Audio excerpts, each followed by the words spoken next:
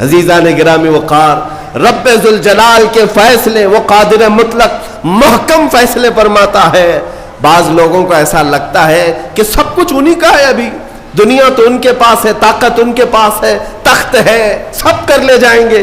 تمہیں پتہ نہیں، قرآن میں خود مولا نے فرمایا ان بطش ربک لشدید، بے شک تمہارے رب کی پکڑ بہت سخت ہے۔ جس وقت وہ پکڑ کرتا ہے تو کوئی آس پاس چھڑانے کی طاقت بھی نہیں رکھتا۔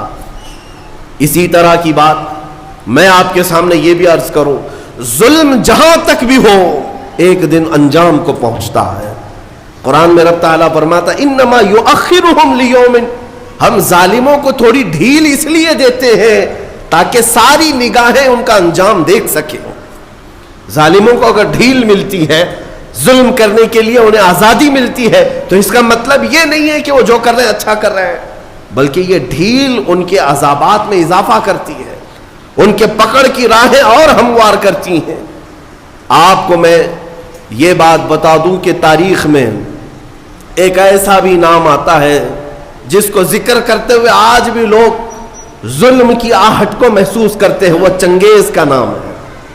ہلاکو چنگیز، یہ وہ لوگ ہیں جنہوں نے کھوپڑیوں سے مینار تعمیر کر دیے تھے۔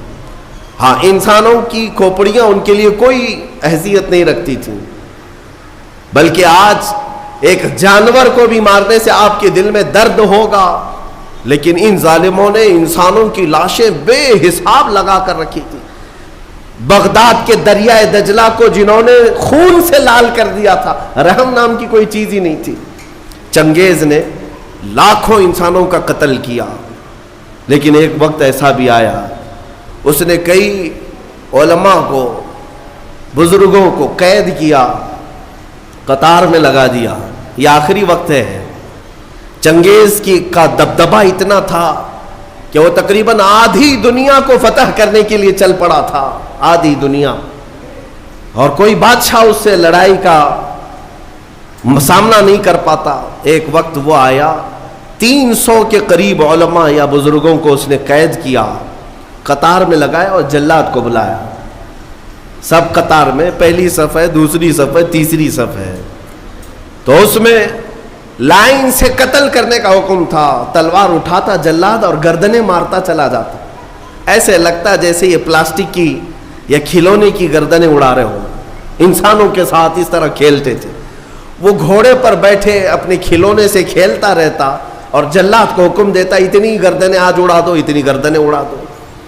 جلاد جب گردنیں اڑا رہا تھا، 3 صفیں لگی ہوئی تھی۔ پہلی صف میں ایک بوڑھے شخص تھے، عمر دراز تھے۔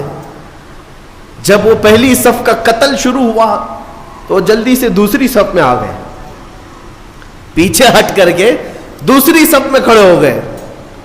وہ جلاد بھی دیکھ رہا تھا، چنگیز بھی دیکھ رہا تھا۔ پہلی صف پوری قتل ہو گئی، دوسری صف کا نمبر آیا۔ جب دوسری صف قتل ہو رہی تھی تو وہ بوڑھے میاں تیسری صف میں چلے گئے۔ ہوتا ہے کہ جتنا بچ سکے بچ لے، اور تدبیر کا حکم بھی ہے اللہ کی طرف سے۔ تیسری صف میں گئے تو 3 ہی تھی وہاں پر۔ چنگیز زور سے کہا مارا، دوسری صف پوری جب قتل ہو گئی، کہا کہ وہ بوڑھے بس آخری تھی، اس کے بعد کہاں جائے گا، اب کون بچائے گا؟ اس بوڑھے میاں نے زور سے کہا اب بھی اللہ ہے، اس کے بعد بھی اللہ ہے، یہ نہیں ہے کہ زندگی ختم ہو گئی۔ اس نے غصے کے مارے جلاد سے کہا کہ تیسری صف کو فوراً آن کے آن میں قتل کرو۔ لیکن تیسری صف کا قتل ابھی شروع ہی ہوا تھا کہ چنگیز کا گھوڑا اچانک بدک گیا، اس کا کھلونا ہاتھ سے گر گیا، جس چیز سے وہ کھیل رہا تھا گھوڑے پر بیٹھ کر۔ اچانک وہ کھلونا اٹھانے کے لیے جھکا تو گھوڑا اتنی تیز دوڑا، اتنی تیز کہ اسے سنبھلنے کا موقع نہ دیا، اور گھوڑا ایسا سرکش ہوا کہ چنگیز کو سر سمیت دوڑاتا ہوا، کئی پتھروں سے ٹکراتا ہوا دوڑتا دوڑتا رہ گیا۔ ساری فوج بے قرار ہے کہ بادشاہ کے ساتھ گھوڑا سرپٹ دوڑ رہا ہے، سب اسے بچانے کے چکر میں دوڑ پڑے۔ जल्लाद हो कि सिपाही हो कि वजीर हो, घोड़ा किसी के काबू में नहीं आता। जब मौला ताला तदबीर फरमाता है तो वो किसके काबू में आए? इतना दौड़ाया कि उसका भेजा बाहर निकल आया। चंगेज का सर टकराते टकराते भेजा बाहर आ गया। जब तक वो दम न तोड़ दिया घोड़ा किसी के हाथ में नहीं आया। और उसके बाद लोगों ने काबू में किया, देखा तब तक तो इसका खात्मा हो चुका था। उस बूढ़े मियाँ ने कहा, मैंने सच कहा था, अल्लाह अब भी है।